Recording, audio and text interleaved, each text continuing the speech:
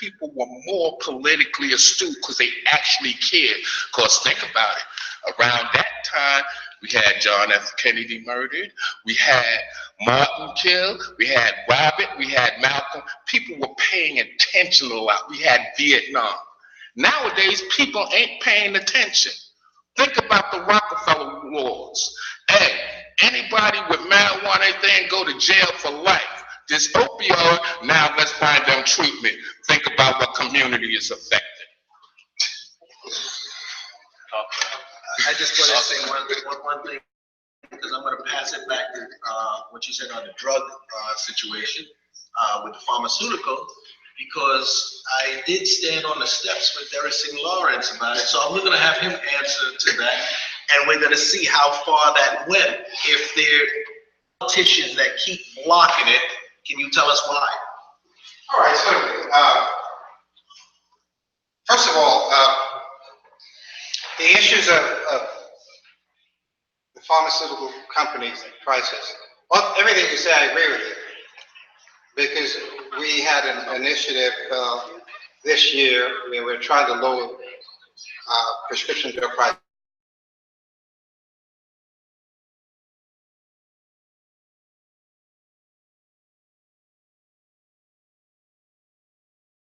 It's absurd that we're not able to negotiate prices with the drug companies. Certainly for Medicaid, we're not able to do so. And so we have to find ways to change that. So these are roadblocks. In our pursuit of lowering the prices, we're going through the typical process that's laid out for us. So we're trying to get there, but we know we have a barrier because the Medicaid for All initiative has been on the books for the last 8 years, and it hasn't got anywhere. So we thought, let us start looking at Medicaid for All. Let us take a sliver of it. Let's talk about prescription drug prices, where we can get a consensus from Republicans, Independents, and Democrats, and hopefully this will give us a little more momentum. And so we're getting a lot of legislators in Westchester and Long Island to support it, and we're moving forward with that. But we are really still at the early stages, and that's where we're going. So that's where we are right now. But just one question I was asking was, why are those political people in office blocking the healthcare and the actual control of the pharmaceutical pricing? Well, when Medicaid there's a simple answer for the first one.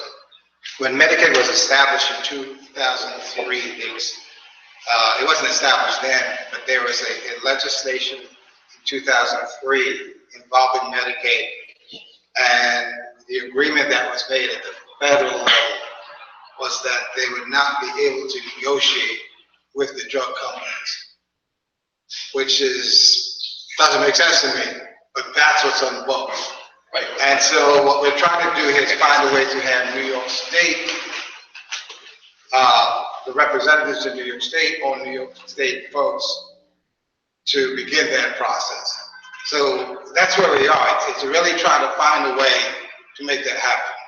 Okay, but I have this problem. Yeah. Other countries who are allegedly not. But by the way, this has nothing to do with Constitutional Convention, right? This is just a separate issue.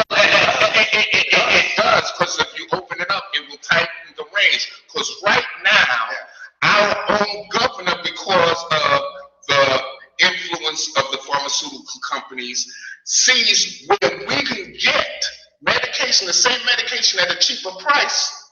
He does not want to do it. Okay? But you have Troy, New York that does it. You have companies that do it, but he doesn't want to help the people because he don't want to cut the kickbacks. But here goes my bigger problem. That's why I say it's local, and we have to stand up and fight. We are supposed to be one of the biggest, strongest nations, and we're only one of the fewest countries that doesn't negotiate their pharmaceutical company, the pharmaceutical prices. That sounds like somebody getting paid off. You are making my point. The people are paying for the development of these drugs. And then we are buying it back at extraordinary costs that people can't even afford. And when we all decide that we want to give it to all of those who can't afford it, because they paid for it anyway, there are people that say no. Because I'm going to say this, because we forget, it was tried to bring it up to a vote, to bring it out for the people to vote on it, and it was blocked. And who blocked it? A lot of the alleged legislators who were supported by the lobbyists, and they didn't want to miss that trip to go somewhere, who are going to be the same people who are going to sit on that constitutional convention floor and then try and make it worse. Well said. We're going to try to wrap this up now so we can go to that other stage so that Alex can give his piece. You have made my point. When you talk about the politicians and you talk about our governor and all of the folks who have the ability to get it done, but they do not. Why do we have the provision of constitutional convention? It's to go around the system that's not working for you. When it's been locked jammed, you have all of this stuff you just referenced. We can't get it done. The Constitutional Convention, the provision is made to say every 20 years when you see you have problems with the legislature, you have a means to come around now, give the citizens a voice, and bring these issues to a fore to get it done. It would be great if the citizens could be the delegates. I would have a problem with that. But they can't, because we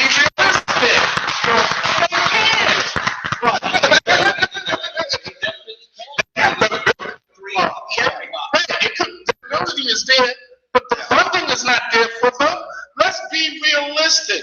Politics ain't like it used to be. It's who got the best money and who can get the crew that's going to follow behind them. Let's keep it real. Okay.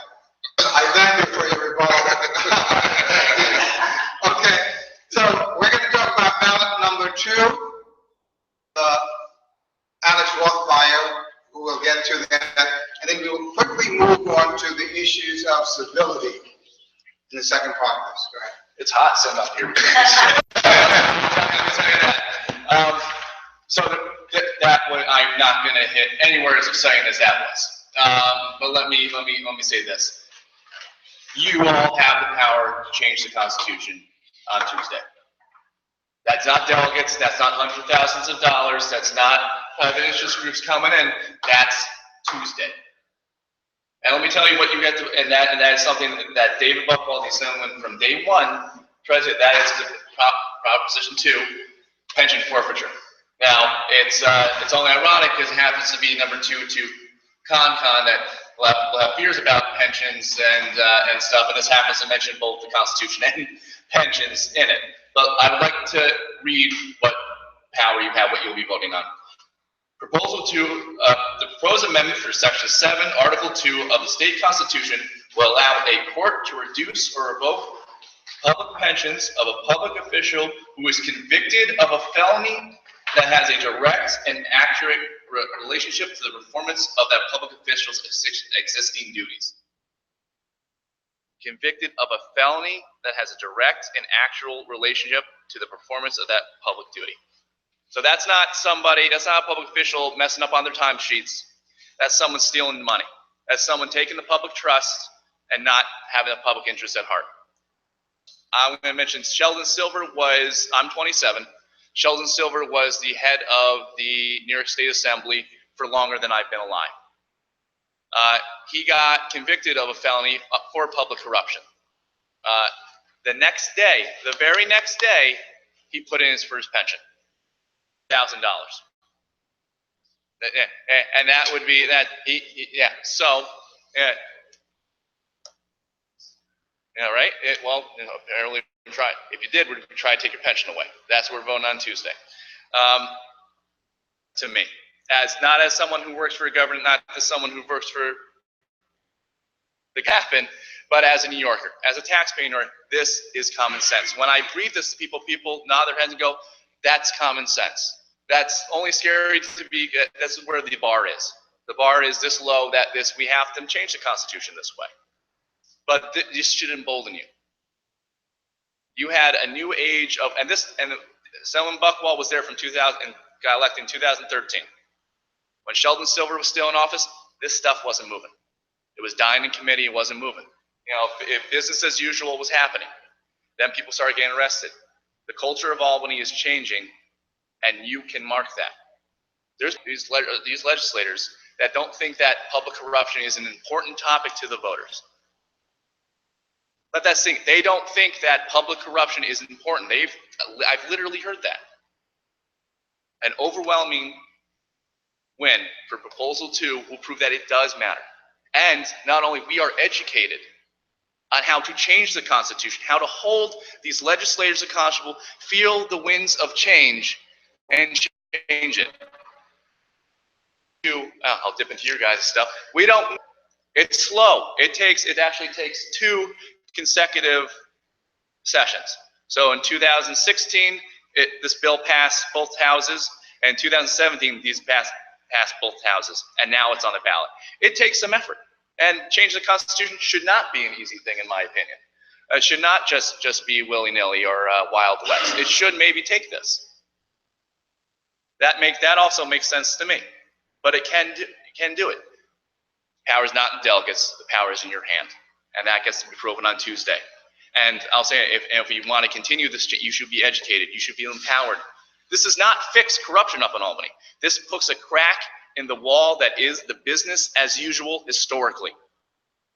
This is my New York now. You know, Sheldon Silver, someone to be in office for that long and come out as corruption, could have seen that coming, right? And I'll say this: there's ways to change the Constitution, and if we could put pressure on Governor Cuomo if we had a blue Senate. And Andrew, we have a state legislative delegation here in Westchester County. We have a lot of good assembly members, and we have a lot of good state senators. But we have Andrea Stewart-Cousins. And for all intents and purposes, she is the leader of the Senate. She is the first woman leader of the Senate, and she's the first African-American woman leader of the Senate. But that's how I love her. I love her because she fights the good fight. She's one I'm glad she's been in office for this long. She should be the actual leader of the Senate. And if we have a blue assembly, and if we have a blue state Senate, the reason why it's not is because of something about Independent Democratic Committee, the IDC. These are under 12 state senators who say they're Democrats, but don't want to stand with Democrats. And they're doing some rinky-dink power sharing move. I'm speaking for myself now, less for the assemblyman, but I'm here on political terms. And as we can put pressure on them, get them out of the way, get Andrew Stewart-Cousins in them. You know, Governor Cuomo can't stop us if we have both houses of the legislature on the same side of this. Change doesn't have to have a delegates. I watched it happen. I had the honor of being a part of this change. And I'm so excited to give this power, to be a part of the office that gave this power to the people. Let's change the Constitution. Let's take on corruption. Let's take these pensions away from these criminals. It's going to happen incrementally. It's going to happen on Tuesday. Selwyn Buckwall is a very detailed guy, so he made sure that he had a very detailed mailer that went out for our assembly district, which doesn't reach down here, but it's very informative. If you have any questions on it, of how far it reached, it's all in here. It's all relatively neutral language. I'm passionate about this. I'm very excited about what this is going to show. Overwhelming. There's nobody that doesn't think that. There's not a lot of people that don't think this is not a good idea. They have questions. They have dealing with pensions should give people pause, but I have an explanation for that. And you know, it can give people pause, but we can get past it. There can be a reason. This is the reason. Sheldon Silver, well, he's no longer. That conviction got overturned, but Sheldon Silver should not have his reflex of becoming a felon the next day. My public. I want to curse right now, but I'm in public. But that's Input expletive there. That's not right. All right. You have the power. This is the way the system should work. It doesn't have to wait every 20 years. We can do this every 2 years. Again, we get the blue assembly, we get the blue Senate, we put our pressure on Governor Cuomo. He's going to be running for president. I think he's going to be looking to be popular. Well, let's do it. Hey, come out big on 2. Flip that ballot. Proposal 1. Couldn't have said it better myself. What side do you want to be on either? Proposal 2, no brainer. Do it. Show them. Show them that this issue matters to you. Don't get ignored anymore. Thank you. Any questions? I'm talking on Proposition 2. Proposition 2 is pension forfeiture for convicted public officials. I can read it again if that would help. Yes. The proposed amendment of Section 7 of Article 2 of the state constitution would allow a court to reduce or revoke the public pension of a public officer who is convicted of a felony and that has a direct and actual relationship to the performance of the public official's existing duties. That's the language that you're going to see. And what that means is if you get convicted of a public corruption as a public official, the judge has the right to reduce or revoke your pension. And I just want to say, these are people that know what they're doing. This is not like, oops, I took an extra vacation day or I messed up on my timesheet for 3 weeks. These are people that take their public duty and turn their back on the public. Yes? So say this passes, who determines what happens with that money that does not go to that convicted felon? That is a very good question that I haven't heard yet. So what you're asking, what happens with, say, we'll use Sheldon Silver as a bad example. It's not going to happen to him, but what would happen to that 93K? I know it stays out of their pockets. Right now, Sheldon Silver's public pension is going to funding his lawyers. So I know it wouldn't be going there for the future. The thing is, that's the state government paying that money because it would come out of our corpus. So if he didn't get it, or whoever didn't get it, it would stay in our corpus. Because that's the salary, that's what the pension, that's what we pay for, that's in the pension fund. And I'm going to be honest with you, our controller has done a good job with our pension fund because people have wanted to dip into it like they did into in a lot of states. But that money then stays with the state because that's a salary that would be coming out of the state budgets.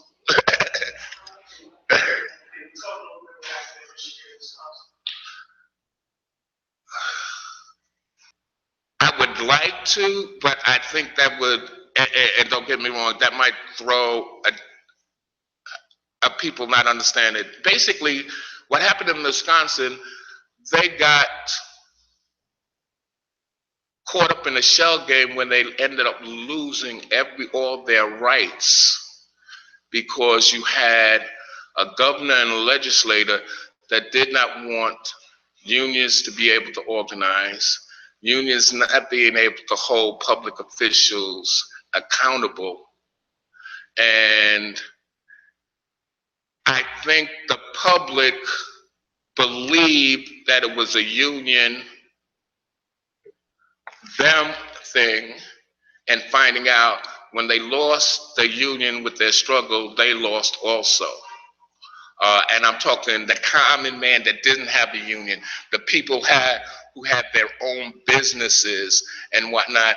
They noticed that the big companies and the corporations started coming making money and they started to lose out. It wasn't just the unions who were threatening at that time. But that's what they thought it was. And now they're suffering as well as some of the union folks.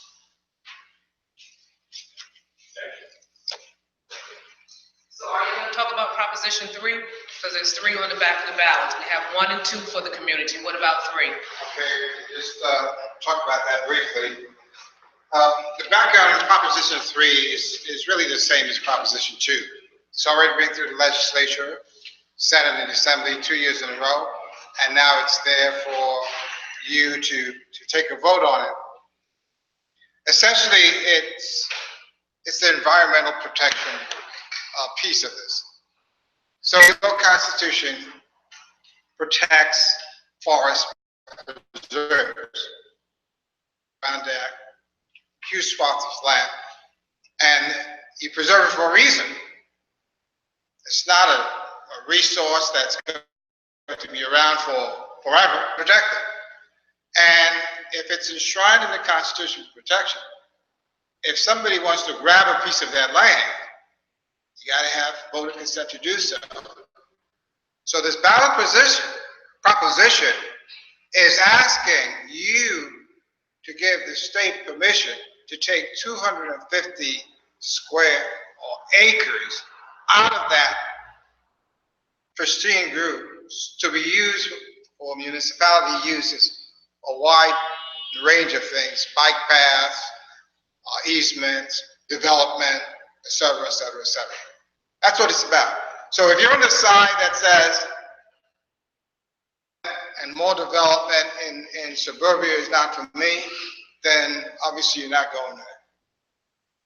If that's what you want, if you want to see more development, you want to see more buildings going up, you want to see sprawl, then that direction.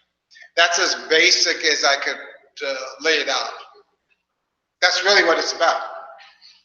So, any questions on that? Thank you, appreciate that. A lot of people aren't aware that there are 3 propositions on the back of the ballot, let alone what the propositions are and what they mean, what they would be voting on. Thank you. I have to say something about proposition 3. It's not as tight and precise as I believe it needs to be, because it's opened up not just with development, but using it as fracking to destroy the land that can pollute the land. It should have been written more specific and have specific parameters of what it's doing. And they are trying to destroy a lot of our land with this fracking and stuff like that. And we don't know what damage it will do in the future. And then we're going to take places that we can go and enjoy natural things. All right, I love New York City, but I like to go in the country sometimes. I like to go fish. I like to be able to relax. And unfortunately, I'm a smoker, but sometimes I like that nice fresh air. I'm going camping in 2 weeks. Oh.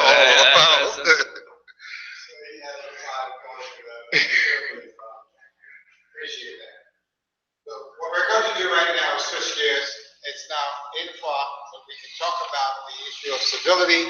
It's an important issue for us here in Mount Vernon. I started by saying to you how we engage each other in discourse. And the example that's been set at the federal level for us. I think it's important because we really have to consider how we change the perception of Mount Vernon from the outside. Now, Emerson is going to run this segment, but I just wanted to lay the foundation. We really want to get your input. We've got to start, I think, at the baseline. And I'm going to ask the question, do you think we have a perception problem in Mount Vernon? Maybe we need to start there, get people's perspective, so we have a baseline, and then we can move further from there. So, Emerson, take it over. So we'd like to have community input in this area, and we can start with that question. Do we feel that there is a perception issue in Mount Vernon as it pertains to politics and communication? Robert Myers, yes, I do think so. Pardon me, sure.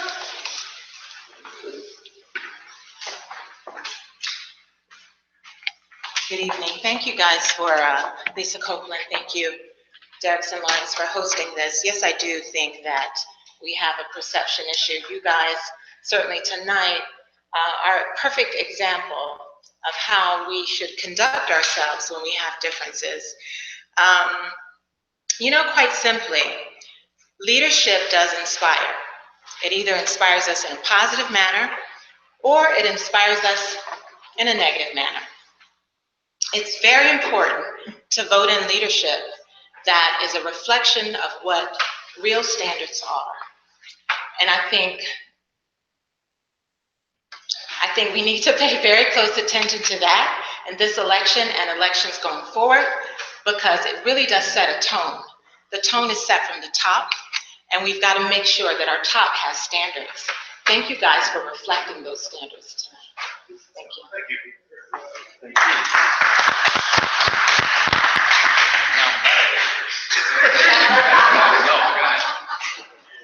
Anyone else? I know we have members here of the community. Please, we encourage you to share. Anyone else want to input, remark? Yeah, word. I want to thank Derickson, first of all, and our guests for making sure that this happened tonight. This is something that should happen more often. And quite frankly, the fact that it doesn't happen, whether because we lack a policy for it, maybe the culture doesn't exist to appreciate it, but the fact that it doesn't exist is one of the reasons, I think, is one of the causative factors to the civility issues we have in Mount Vernon. We've long had a disaffected, poor, working class community that has not really been represented. We have a fairly moneyed class that feels that it doesn't need to say much because it's money talks. And that's been happening for several generations now in Mount Vernon. So I think once we address that, we'll be talking about the actual civility issues of Mount Vernon, because for the 30-something years that it's been a mostly Black and brown population, it's also been the, to put it diplomatically, it's been the source, it's been the Africa of Westchester, okay? All of Westchester's benefits, most of New York State's benefits has happened on the backs of poor Black and brown people, and Mount Vernon is a classic example of why that happens. Because we've used elitist Black and brown leadership in Mount Vernon. Even the last mayor has admitted that in public. So it's no secret. What we need to do is challenge it rather than pretending it doesn't exist.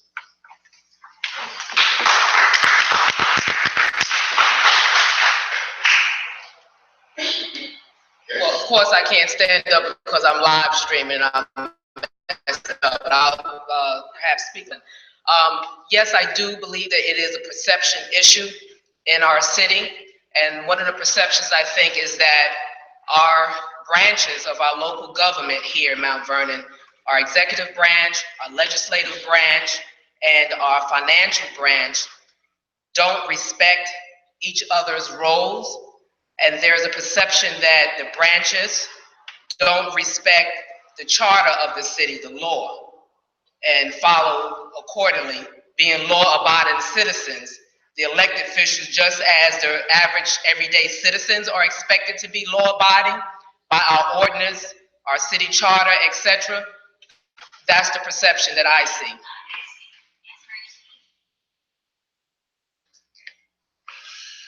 Would anybody else like to comment?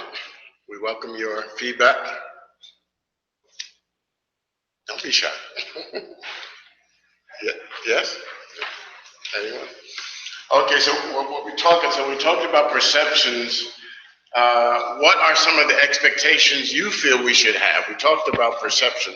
That might be a description or an opinion of the current state, but what are some of the expectations you think we should have in this area with leadership, with communication? I think leadership should lead by examples.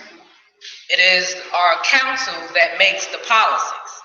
So if anybody is going to follow the law, follow policy, rules, regulation, practice, it should be the leaders, especially those who are making the policy. Well, before you go there, let me just ask. When we talk about perception, how does that hurt us? Let's try to categorize that. I want to give a sense of not qualitative, some quantitative aspect. How does that hurt us? And one of the things I'll give as an example is we just have the Chamber of Commerce, past Chamber of Commerce chair to walk in. Let me put you in the spot for just a second. We're talking about Mount Vernon and the perception of Mount Vernon. How does that hurt us from a business perspective? Can you talk to us about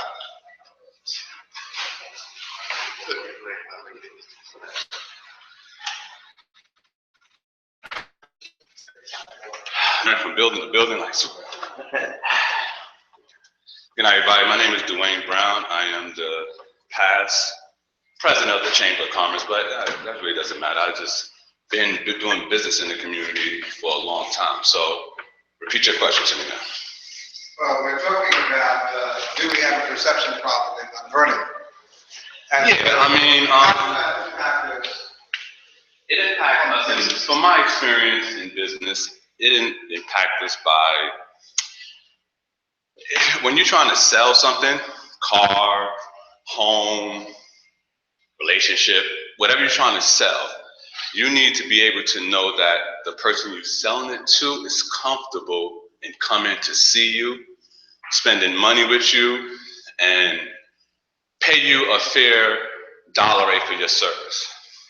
I'm an event planner. I like to plan weddings. So my clientele, I like for them to spend at least $1,000 on their wedding. That's my, as I move up in life, that's my goal. When I meet a woman that's getting married, you spending $50,000, I love it. She's not spending that. I've been in restaurants with people and I'm trying to close a deal and say, come back to my office in Mount Vernon, and a news flash report comes on, Mount Vernon is going, hypothetically, not really, but. So I see it in her face and she's like, you have another office maybe? And I'm like, damn, I lost that sale. So I personally lost business because of, and I'm a part of it too somewhat, but I've lost business because of that perception. Perception is reality.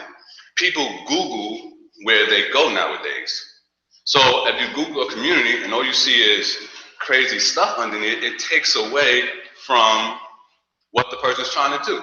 So when a woman's coming to see me or a client's coming to see me and she's from White Plains, I'm asking her to go through Scarsdale, Eastchester, Pelham to come see me. Every mile she gets closer to Mount Vernon, her price comes off. So the closer she gets to me, the cheaper I have to be. I can't charge her the same amount for the Scarsdale person because she feels I'm privileged for her to come see me here. And this is a conversation I've had with people.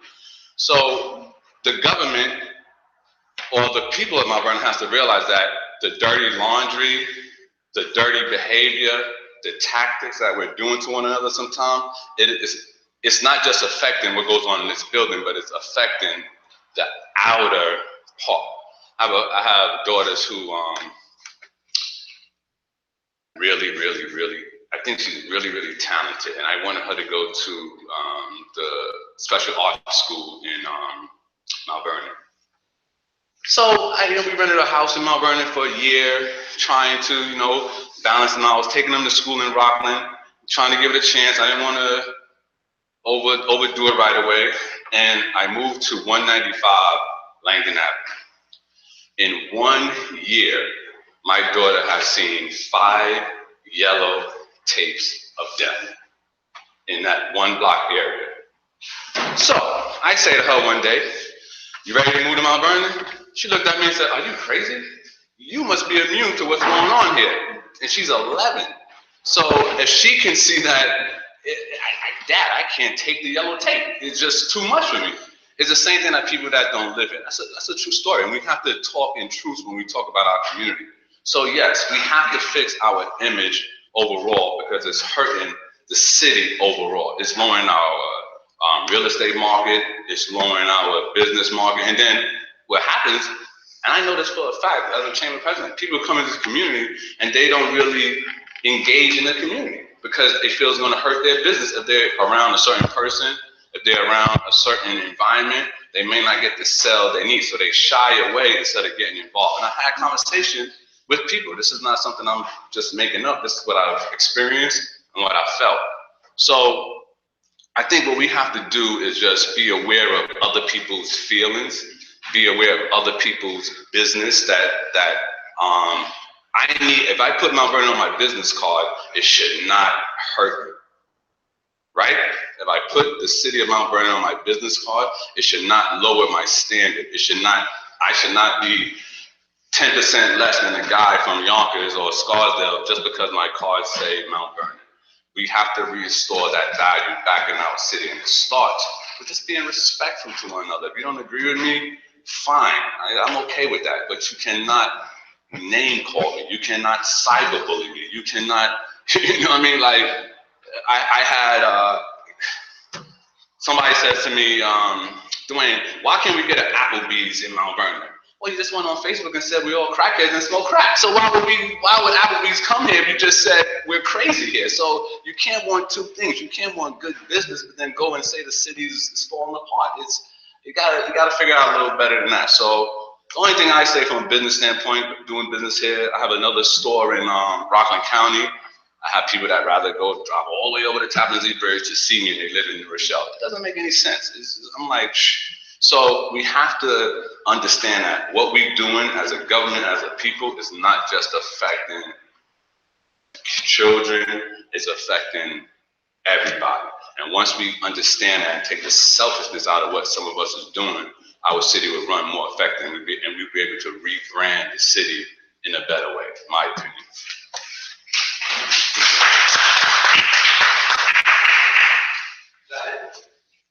Yes. You want this? Anyone else that wants to contribute, please feel free to do so. Hello, everyone, can you hear me? Okay.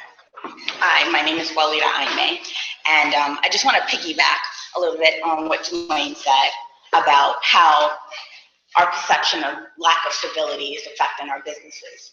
I was in a community, in the Brazilian community, this morning, kind of talking to people and campaigning because I'm running for controller. And speaking to business owners, they were talking about how a lot of the people in their community have moved out. And when they move to other communities, neighboring communities, Scarsdale, Eastchester, they don't want to come back here to these businesses because they're afraid. They're afraid of what's going on. And, when you turn on the television and you see, news reports and you Google, and the first thing that comes up are bad, images of what's going on, then you don't want to come here. New businesses don't want to come here. And it permeates other parts of our lives as well. Homeowners don't want to buy here. And then it also affects the way we govern, because I think that good people in a community who may want to help lead this community shy away from jumping into politics. They don't want to run for office because they're afraid of what they perceive as the craziness that's going on here. So I think that the lack of civility here permeates all parts of the quality of our life here. And so I think it's very important, as other people have said, this is an example of what we can do. This is a perfect example of how we can just all come together, discuss our differences, and work it out, especially if we're all working towards the same goal. So that's it.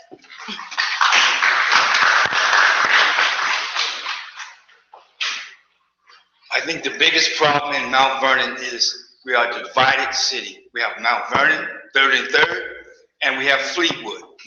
Now, a lot of stuff goes on in Mount Vernon, which is not cool. But in Fleetwood, there's some sections that are so perfect, the houses are so nice, like, I don't understand why we can't get together, Fleetwood and Mount Vernon. I work in Yonkers. I work near Getty Square, and they talk about Mount Vernon is bad. But Getty Square is worse. They round up drug deals all the time. Now, what we gotta do is make sure we get Mount Vernon and Fleetwood together so we can have a big base. That's it.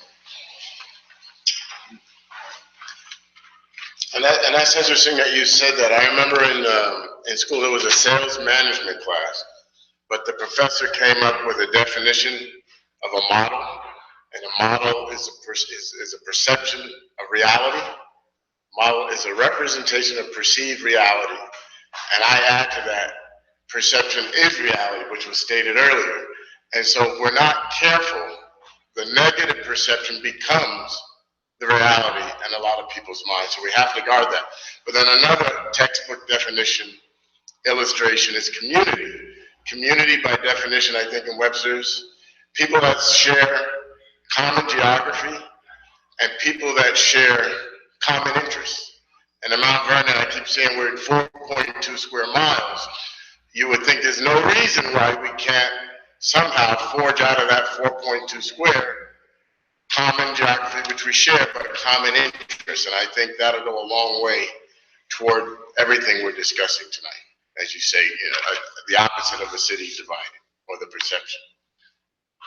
Anyone else? Yes.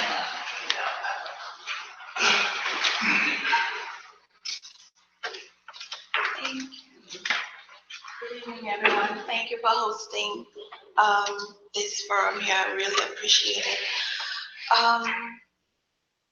Been in Mount Vernon very long, so I still see myself as an outsider. And one of the things that I keep hearing, like every week, people say, well, this is Mount Vernon. And that always irritates me. It makes me feel like some people here have some kind of self-esteem issue or self-worth issue, that they don't feel like we can aspire to be better or to want better for ourselves. So it always irritates me that people say that. So I have a young son, he's 6, and I'm raising him with the values that I was raised with. You know, you keep your clothes clean, you walk outside, you say good morning, you say thank you, you say please. And if I am doing that, I feel other people should be doing that. But then we start to feel isolated if we're trying to do the right thing. People, they're like, well, this is Mount Vernon. If you keep your house clean, you trim your hedges, you keep you pick up the garbage in front of your house, you clean your streets, but other people don't do it, then you feel like you're an island, like you're an alien, you're not doing the right thing. So I feel like it starts at the middle. We can't depend on our leaders to guard our morals, to guard the way we comport ourselves. It starts with us. And if we're doing that, then we have the capacity to choose better leaders that represent us, that we can look up to and say, like, yes, this is the way I want to live my life. And these are the people I choose to represent us. And that will show outside of us what we want. So we can't, if we're putting leaders that don't represent our morals and our values in place, then we cannot be mad. That's our fault, right? That's what I think. Thank you. I've lived in the North Bronx and in this area between Mount Vernon and the Bronx for a long time. My brother said something very good. In Yonkers, it can be daggone right, deadly up there. But you know what? You don't see it in the news as much as you see the positive things. When you have your leaders bickering and acting like street hoodlums, that's what gets to the news more than the good things you do in Mount Vernon. All they look at is what is put out there.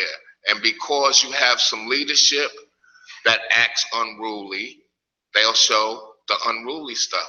You get positive leadership, I bet you'll start seeing more positive things, and then holding the negative people accountable for their behavior. All right? I'm going to be honest. I hate our era right now because having a record makes you more important. And I'm not going to be stupid. Back in the day, it's getting away with it. Now they want to get caught. Which is just stupid. Why do you want a record? All right, showing individuals how you can better yourselves in the community, because I do a big thing that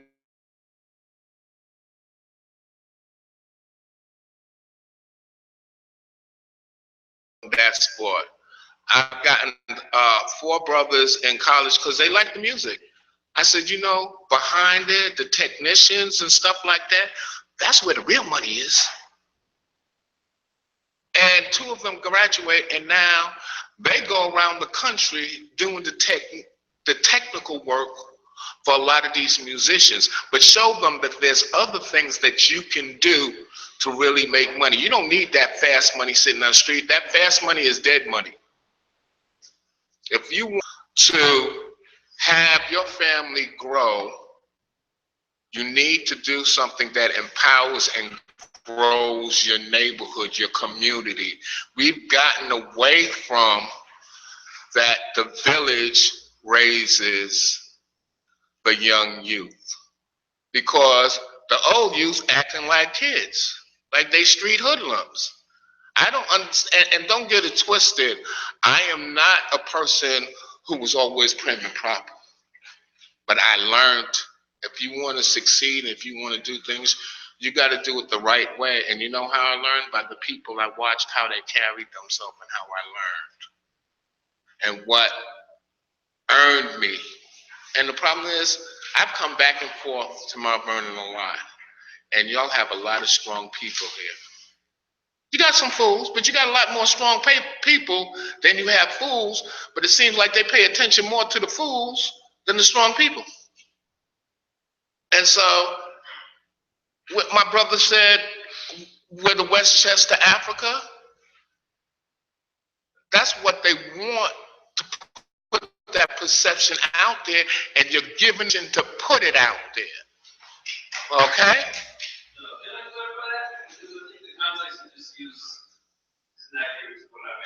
Because what I meant is that Africa has been the breadbasket of the world for the last 500 years plus. And the fact that Africa exists in its weakness is the reason why Europe and most other nations exist in their strength. My point that New York State, going back to 5 Points and Lower Manhattan and everything since the enslavement era, has built its wealth off the backs of poor people. And we've allowed poor people in the Bronx, Brooklyn, Harlem to become the wealth of New York City. Park Avenue is literally, the blood on the hands of Gracie Mansion and Park Avenue and Wall Street and Madison Avenue. It is it's well documented, it's no secret. It's that we go, let's talk about white supremacy, okay? We gotta understand that there are two corollary directions white supremacy works. It keeps power and resources in the hands of whites, and frankly sets them up for failure because it falsely lionizes their abilities as human beings. It does that, and secondarily inferiorizes brown and black people. Okay, and what I'm saying, I agree with you, but the perception that is put out there, you forget the best and biggest Wall Street was black in Oklahoma, but they don't hear about that, and they murdered a whole lot of people. The perception of African people in our society in the United States of America now, that we're supposed to be gangsters and hoodlums because some of the people act like that, and that's what they want to show. Instead of showing the successful blacks and putting out what we created, we actually, the first heart surgeon, we created most of the stuff in this daggone country in the first daggone place. But do we get the credit for it? That's the job of white supremacy. Right, that's white supremacy, but also when you have people, and that's because we also have to take some responsibility that some people feel like that's what's cool. And that, no, hold on, you got, but you brother, and I understand brother, I understand, but we also have to be honest that somebody who is out there selling drugs, all right, can sponsor a basketball team and they see all that hoopla and everybody applauds that person and forgets about what they're doing. I'm talking about, and that's the capitalists, but then why aren't we going out there and say, no, that's not how you should do it. Show them another way. So, some of us do, but we need to do it more, and those things need to be publicized as well as the negative things. We don't see the positive things coming out because they like to harp on the negative, and why they harp on it, and I'm going to be honest, because they watch the upper echelon legislators act like fools, be copying some of them, and instead of saying that this is what I want to be. Door for be like that. We need more people like you, and also educate. Half the people don't know all the things that we've accomplished. And do with education, but also out there and stand in front of everybody and let them hear. When somebody says something, don't sit back and not. As a public, we need to say, hold on. You can't represent on how you address that gentleman. You don't have to agree with him, but you do not have to degrade him. Just speak to the issues. A lot of times some of us, to put that in place. And when we do, we get murdered or put in jail. We gotta be honest about systemic issues and the causes of what makes human beings what they are.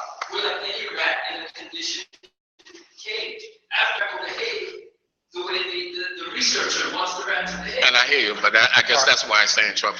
So I want to pick up what he just, the last point you made, which is calling out behavior when we see it as not conforming to the expectations that we have for ourselves.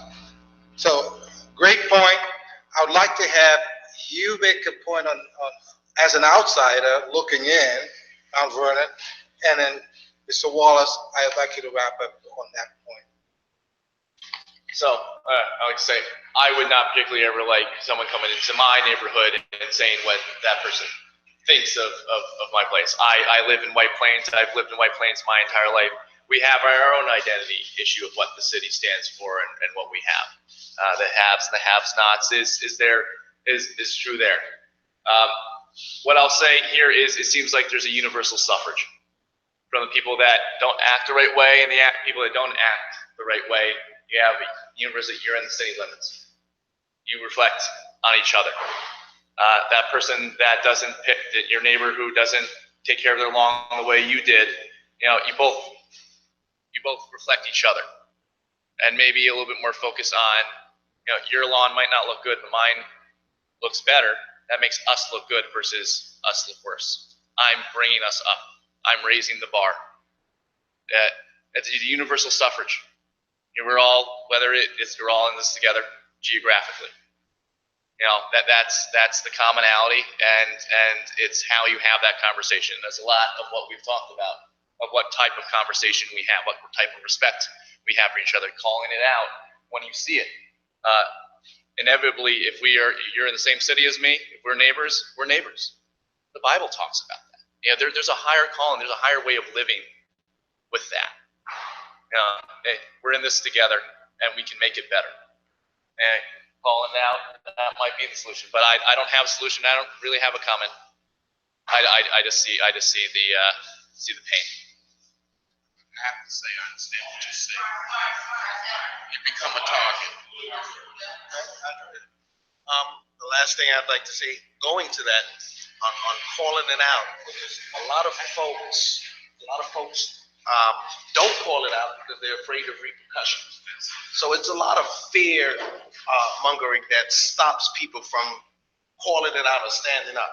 But I always say the same thing. If you stand up as a group, whoever is that person that is continuously being the bully is going to stop. If everybody in the playground decides to turn around and go to the bully and say, that ain't right, that is where the bully stops. But no one speaks up because everybody individually thinks that the repercussion is coming back to them. So when we do that, we all are spread out in fear rather than strengthened by numbers together. I've never been afraid to speak out, and a lot of people already know that. But most other people, we have to learn to come together. The whole problem that I think with the perception is that we still have a lot of negativity going out. But the problem that we have is in a catch-22. Because one, if you don't say nothing, become the truth because they're unchallenged. But then when you challenge it, okay, Now it's out there, and at times the people looking in from the outside can't tell who's the fool. That's like the same way my mother would say it. You know, never argue with a fool, because somebody watching from outside may not know the difference, even though there may be a difference. But what we have to do is we have to come as a community and start to nip it in the bud together at the beginning, so that it doesn't keep on going on and on and on, and creating a snowball effect. You know, and like you said before, Donald Trump's already set the stage of behavior of how we can be today, how we can laugh at people with mental disabilities and all kind of other things, and people think it's okay. Well, it's not okay, but the people who stand next to him are not correcting him and saying that is not right. And if you come in numbers and say, listen, we're not going to vote your way, or we're not going to do this, or we're not going to pass this, or we're not going to do that, maybe he'll start to straighten up.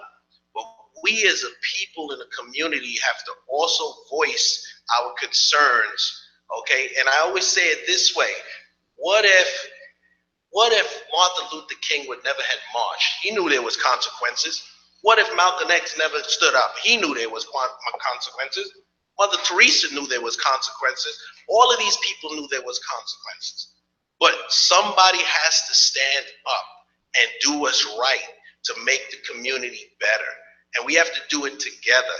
And yes, there are going to be consequences, but we fight through it. You think everybody got out in the door in the civil rights movement and said, you know what, I feel like getting dogs turned on me today, sprayed with some hose and billy club.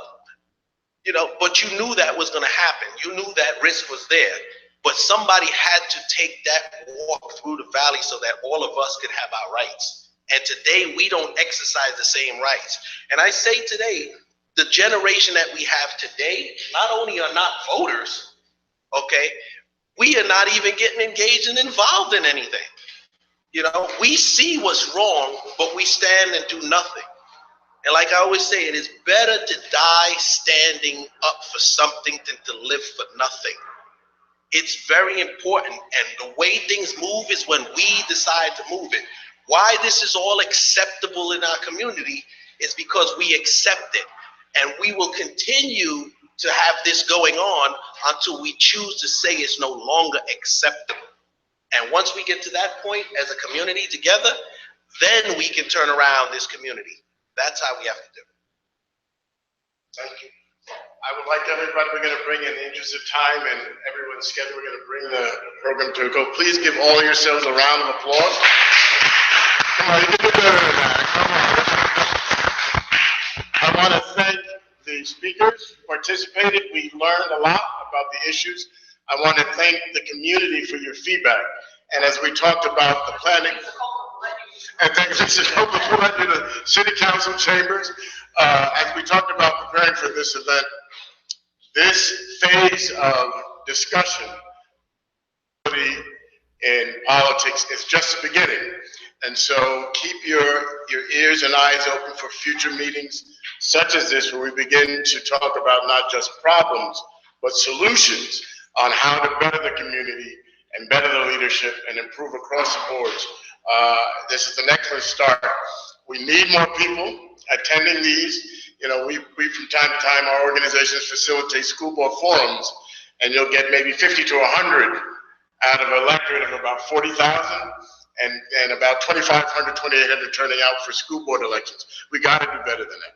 We got to do better than that, but this is the beginning, and it didn't start tonight. It started before this, but momentum needs to build as we move forward. So would you like to add anything? I want to add one more thing. We have an election coming up, and we also have sitting city council members here. We're hopeful that when we look at the next phase for this, after the election, we would hope that you would help us, work with us to lead the initiative to talk about phase 2 on civility with the incoming council people.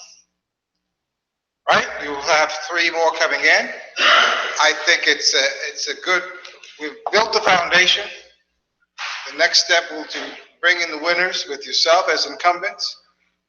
And let's try to look at a phase 2 to start the ball rolling, because I think it's a great step to take to first unravel what we think, or at least bring consensus of what we think the issues are around this, and now we start building on it.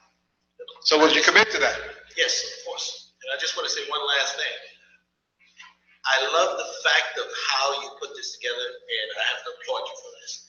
Because also, as we are on two different ends of different ideals, right? We were able to get on the phone and have great conversations. And at the end of the conversation, you thank me for what you learned out of it. I thank you for what I learned out of it. We both got something from it, even though we're both on different sides. But we never demonized one another. We never were rude to each other. And that's how we need to operate as people in our community. We can have these debates and have these conversations without being upset with one another or leaving and saying he's no longer my friend or this or that. We can agree to be disagreeable and still go out and have a good time after and have this conversation over and over and over. And it's okay. Even though he's on the wrong side, I still love him anyway, but that's his choice as a human being, and I would love to agree with him, but then we'll both be wrong. But we love you, and that's it. And it's up to the people. But what's great about it, he was able to give his side, we was able to give our side, and this is giving you information for you to make a decision for yourselves, and for the people. So thank you all for attending, and Derickson, thank you for putting this together, and Lisa for putting the room together and getting everything organized. Well, I'm going to thank Emersn Brown and Jacqueline Blackburn, who we didn't recognize earlier, formulate the strategy for us in some off-code meetings. Dwayne, we thank you for your input. Robin, we thank you for your input. All of you. Jeff, I didn't hear anything from you I expected to hear today, but that's okay. And I thank you all for being here today, recording this. We have this crop.